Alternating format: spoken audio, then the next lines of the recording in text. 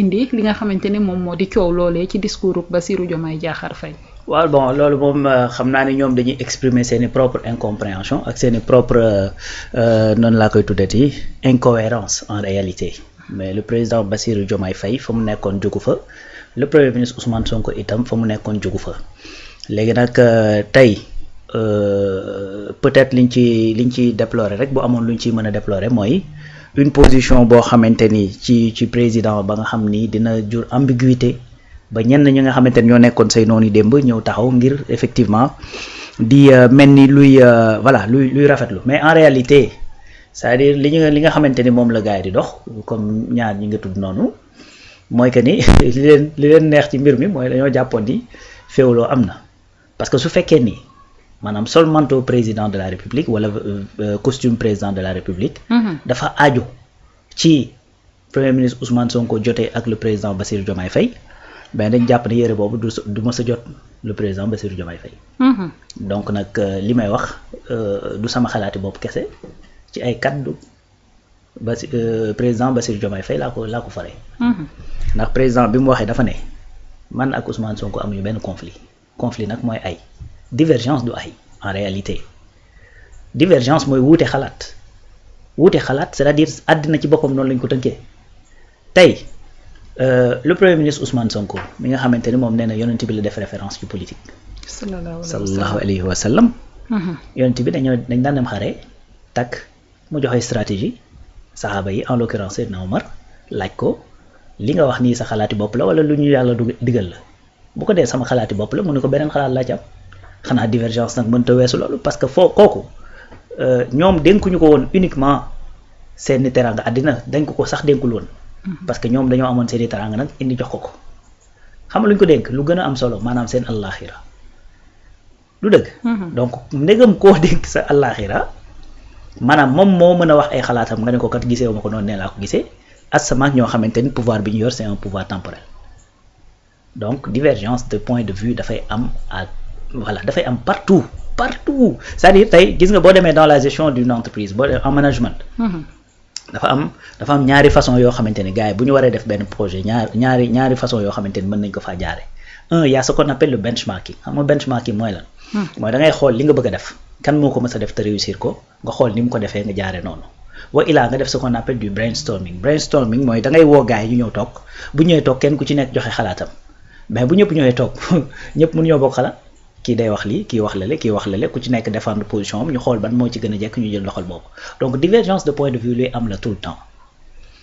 léegi divergence de point de vue xam nga fan la féetee entre Ousmane Sonko ak le président Bassirou Diomaye Faye ci ni liggéey bi war a doxee donc c'est purement professionnel ci ni liggéey bi war a doxee la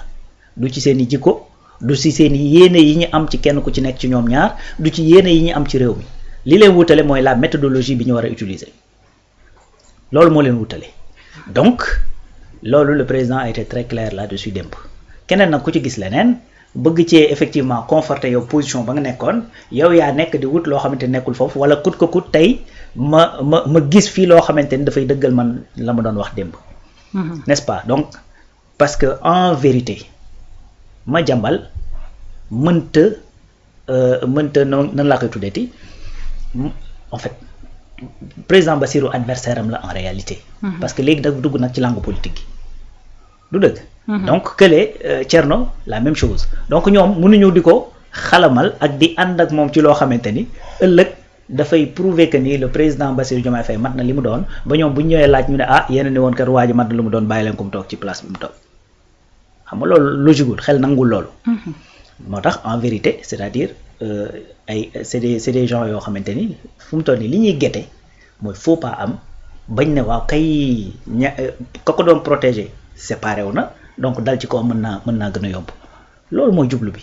mais en vérité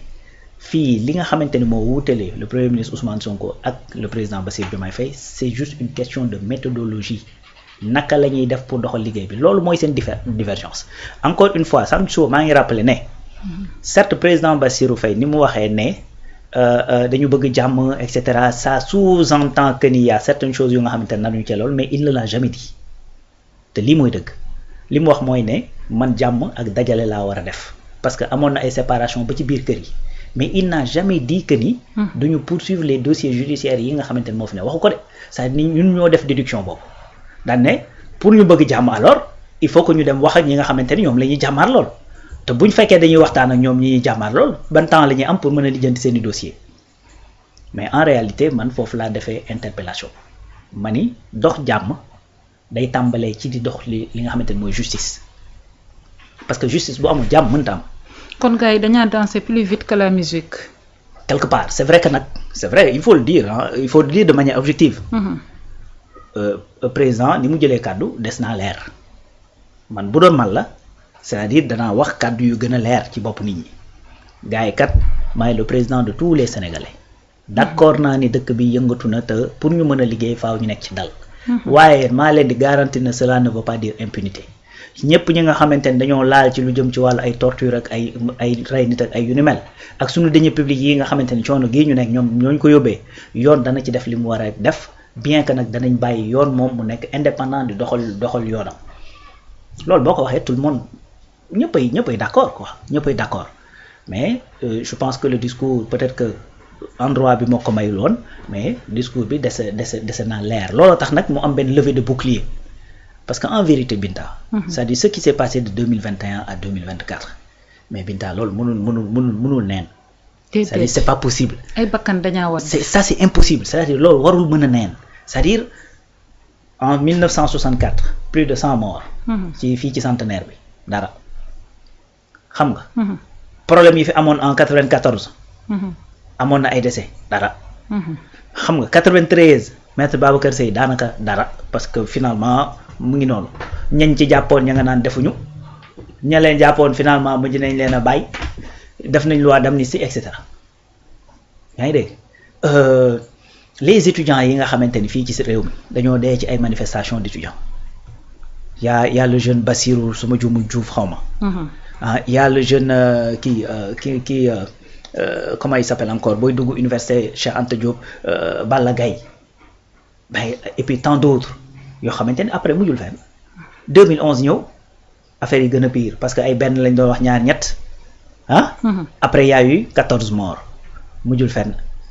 léegi après fu ñu jëm plus de 80 c'est-à-dire boo seetloo li ma bëgg a wax mooy à chaque fois que yu mel ni am fi te defuñu ci liñ ci war a def c'est-à-dire booy amaat dafay empirer wu du temps de Diouf rarement nga daan dégg ñun la diw mi kat dañ ko jàpp ci ay détournement ak ay yu ni mel rarement ci Ablaye Wade ay centaines de milliards nga doon dégg bu ci gën a bari te Karim Wade lañ ko toppee woon sinon ay diw fekk nañ ci comptam 1 milliard diw fekk nañ ci comptam nangam nga doon dégg mais du temps de Macky Sall ay 1000 milliards nga fiy dégg ay 143 milliards qui disparaissent ay 650 milliards qui disparaissent xam nga yoo xamante ne dañ koy leb avant les élections et cetera et cetera. Donc gis nga encore une fois même ci deniers publics yi c'est-à-dire plus ngay dem plus gars yi di gën a am fit plus gars yi di gën a jël lu bari nga gis fi ñaari nit yu mën a ñëw teg sur la table caution boo xamante ne daanaka mën na 500 milliards tout est ko manqué. Donc encore une fois ces problèmes boo ko réglé wul c'est-à-dire dafay dem crescendo à chaque fois muy xewaat day nekk problème boo xamante ni day gën a catastrophique que bi xewoon la dernière fois. Mais loolu il faut que mu am benn point de rupture. C'est-à-dire président Bassirou loolu rek la ko gars yi bëgg a rappeler mais président Bassirou Diomaye Faye ñi nekk Pastef mënuñu ko dagsaani mënuñu ko xëy au beau jour rek bañ ko loolu mënta ne. mais Alaaji Rawaan est-ce que teelul ci li ngay wax dagg sànni googu ak mënuñu kaa bañ googu ak démarche bi nga xamante ne moom lañ gis lenn ci patriote yi di ko doxalee comme nege ni tey ñun Ousmane Sonko rek la ñuy topp fi ñu Sonko xoolloo foofu la ñuy xool est-ce que nekkul ni dafa doon loo xamante ne lu teel la ci réaction boobu ñoom ñu daal di koy amee loolu nga mujjee wax loolu mooy dëgg parce que président Bassirou Diomaye Faye bu Ousmane newul woon xool leen ko kenn du ko xool loolu mooy dëgg donc fu leen Ousmane xool loolu la ñuy xool loolu c'est un deuxièmement dañoo gis ne ci Ousmane la mu leen doon wax démb ak bërki démb ak fa mu teg tànkam démb ak bërki démb fa la tegaat tànkam donc constance boobu dañ koo constaté ci moom mais beneen affaire mooy que ni encore une fois c'est juste que discours bi pour man ça n'a pas été très clair moo tax ñenn ñi am inquiétude léegi nag li tax ma naan duñ ko sànni parce que xam nañu ne président Bassirou Diomaye Faye bu weesoo Ousmane Sonko amul ku ko gën a xam lii ñu nekk di liggéey parce qu'il a été secrétaire général de Pastef aussi et il est très intransigeant dem rek maa ngi dégg benn kii mooy le confrère de Seneweb muy wax lu mel noonu naan des fois Ousmane bu ñu daan dem yenn réunion yi mu leer ko ni moom bu ko gars yi sëkkatalee mu bàyyi day préférer bañ a dem wax Diomaye na dem parce que moom bu demee des fois yërmande bi wala affaire yu demee noonu buñ ko sëkkatalee day bàyyi day lâcher du lest. Mais pour bañ ay mu intransigeant si seen i position day wax président Diomaye mu dem donc tey bu fekkee dem nañu ba ña ko wëroon ñoom ñëpp te bëri na ci nag ñu présidentiable ci ñi nga xamante ne ñoo ko wëroon mu tànn ci président Bassirou Diomaye Faye c'est parce que am na lu tax te loolu mu ko tànnee woon mi ngi fi ba tey loolu dañul de c'est-à-dire sauf que encore une fois c'est le discours qui n'a pas été très clair pour man loolu moo posé problème bi yëpp. Mais encore une fois man très sincèrement man mënumaa bëgg a gëm ni mënumaa bëgg a dugal sama bopp ne président Diomaye Faye dana cautionné loo xamante ni dana tax ñii fi dee passer par perte de profit. man mënagumaa gëm loolu xanaa bu doon dañuy publier sax mën naa am bénéfice du doute mais les décès man loolu wax dëgg fa yàlla mënumaa gëm ni président Bassirou Diomaye Faye au nom d'une certaine paix dañ jël loolu teg ko ci suuf. D'autant plus que conseil constitutionnel gis nga rejet bi nga xamante ni def na ko mais li ci jaaxal nit ñi mooy dossier boobu Alaaji Rawaan dafa am benn ralentir boo xamante ni moom lañ ci daal di sentir amagul li nga xamante ni moom moo di enquête naam ay plainte dugg na ku ci mel ni Seydi Gassama bu Amnesty International xamal nañu ñu 83 plainte daal di nañu koy dugal boobaak léegi tamit ministre de la justice et son procureur defuñu ci dara est-ce que nekkul ni tamit loolu la ñuy tiit ci li nga xamante ni moo di jafe-jafe bi on va être plus nuancé dañ naan dégguñu ci dara parce que en vérité am na à un moment boo xamante ne aussi y a des dossiers yoo xamante ne dañ doon wax defuñu ci dara ba jusqu'à ce que procureur yi génn ñu ne ok kon def nañ ci lii lépp. Effectivement. Voilà donc mën naa am ni gars yi ñu ngi ciy liggéey affaire yooyu am na nag baral boo xamante ni gars yi soxla nañ ko parce que en vérité. lu muy gën a yàgg peut-être nébuleuse di gën a am résoudre yenn problèmes yi di gën a compliqué ainsi de suite n'est-ce pas donc peut-être que gars yi ñu ngi ciy liggéey mais li ñuy soxla rek mooy que ni bu fekkee ñu ngi ciy liggéey xëy na ñu génn communiquer ci parce que tamit c'est des sujets yu nga xamante ni c'est une nécessité que nga génn nag di ci waxtaan ak gars yi. su fekkee yaa ngi ci def dara bien évidemment mooy nga génn ne kat li fi xewoon bee passé ñu am tant de mort jot nañ ci tant de plainte ñu ngi koy instruire ñu ngi ciy def nangam ak nangam ak nangam daal di duggaat sa biir roq kon ne sa liggéey au moins su boobaa nit ñi dinañ xam ne kat lii nii ñuy li waa ji naan lii ñàkk ci raam bi la jëm voilà ñu xam ne lii raam ci ñag bi la jëm ci ñag bi n'est-ce pas donc loolu mooy problématique bi mais encore une fois kon manque de communication moo ci gën a am. man jàpp naa ne manque de communication am na ci yéex tamit am na ci man jàpp naa loolu parce que wax dëgg fa yàlla nag. mais yéex bi bu ñuy situer responsabilité est-ce que dañ kaa war a jël dóor ko ci kaw président Bassirou Diomaye Diakhar Faye wala ci kaw ministre de la justice la ñu war a wax. ministre bi kan mooy chef ministre bi bu ko président ne woon tey xam nga yàgg nañu wax fii ne dossier tant que mi ngi ci procureur. c'est-à-dire président wala premier ministre wala ministre de la justice mën na cee def di ci dindi loolu mooy dëgg bu fekkoon nag dafa jóge woon ci moom ba dem feneen dem par exemple ci lu mel ni juge d'instruction ak yu demee noonu boobaa mën nañ comprendre que ni kat foofu noonu moom yeggeewu fa mais tey le premier ministre wala le président de la république wala le ministre de la justice su fekkee ni dossier dafa nekk ci procureur mën na ko ne prioriser ma bii xam nga nan lay mel mi ngi mel ni comme tey ñu war a xëy war a génn. nga am ay éléments yu war a dem sur le terrain nga am fii conférence de presse am fee conférence de presse yow mi nga xamante ni yow yaay coordonné say équipe yaa naan jël leen bii en priorité bien que yor nga matériel bu mën a dem fépp mais da nga naan jëlal ma bii en priorité donc loolu tant que mi ngi ci procureur loolu war nañ ko mën a def procureur ministre de la justice mën naa ñëw ne ko dossier sangam dama nga def ci enquête Ismaïla Madior son dossier est parti d'où ministère de la justice am déet. Effectivement. Voilà donc yow le ministre effectivement ou bien le premier ministre ou le président mën na diligenter ci loolu mais tey bu premier ministre jógee ne baralal dossier bi président ne ko non na xaar ben kaddu président moo féete kaw.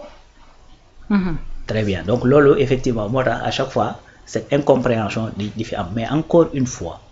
c'est-à-dire ñi nga xamante ni ñooy ay militants Pastef wanewaat nañu seen bopp wane ni en réalité ki leen tax di jóg ak di toog di def ak di dindi premier ministre Ousmane Sonko la. moo tax sànq ci ce matin ma lay rappeler que ni. bu président Bassirou Diomaye Faye yoree la légalité du poste moom mu yor la légitimité populaire. le premier ministre. c'est-à-dire loolu nag mooy lu atypique loolu lañ mësta gis fii ci réew mi maanaam àddina bi sax bu fa amee itam bariwut man boog mosuma ko gis fenn xanaa à part en Russie bi nga xamante ne le président est devenu le premier ministre avant de redevenir président de la République. n'est-ce pas mais sinon à part ça man loolu mosuma koo gis ci àddina bi koo xamante ni le premier ministre est le dépositaire de la légitimité populaire. N'est-ce pas ba moo fallu président de la République. Donc loolu c'est normal que dans la démarche également du parti que loolu feeñ parce que il faut comprendre une chose même sànq rek maa ngi ciy waxtaan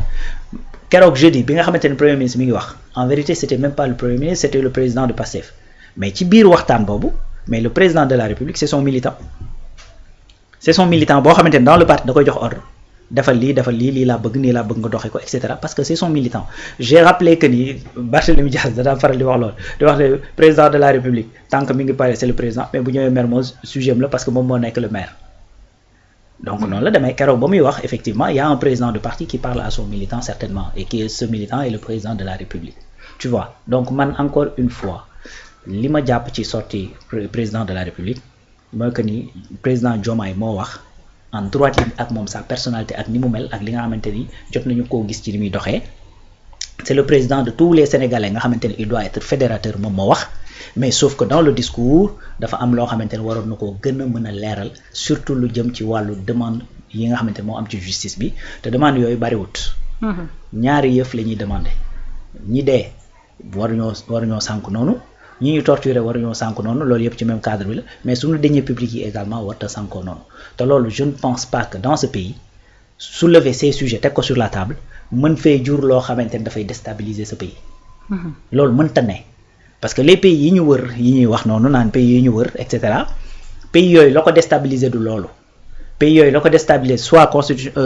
kii moo fay am coup d'état constitutionnel wala mu am coup d'état militaire loolu ñun Sénégal loolu amu fi mais des hommes politiques yoo xamante ne dañ leen di topp parce que dañoo tax ci ay affaires de détournement de deniers publics ñu génn ci mbedd mi di yooxu loolu c'est tout à fait normal loolu c'est partout DSK kaaw ba mu amee médias yi dañoo génn di ci def traitement bu kenn te doon toog naan defuma lu dëgg donc Nicolas Sarkozy média bu ne toog na fa di wax defuma dañ koo mujj a takkal bracelet électronique ci affaire financement libyen yi nga xamante ne moom la dugaloon ci campagne am yu ni mel donc loolu un homme politique buy am yoon ak justice génn di wax ci média yeeg di yuuxu loolu c'est la marche normale des choses kii mii Donald Trump mii nekk président des États-Unis amul média bu mu toogul wax ne li ñu koy toppee ay kabal la du dëgg donc un homme politique bu ñuy topp ci wàllu yoon mu génn di coow loolu c'est normal mais loolu mën ta créer de la déstabilisation dans ce pays au contraire dossiers yi nga xamante ne dañ leen instruire daf ñu jural sax des résultats n'est-ce pas ñu génne ñu ci liste grise Gafi génne ñu ci liste noire Union européenne lu jëm ci wàllu blanchiment donc loolu c'est un avantage au contraire loolu avantage la boo xamante ne mën nañ cee duut baaraam waaye tey ku ci mel ni ministre de la justice Ousmane Diagne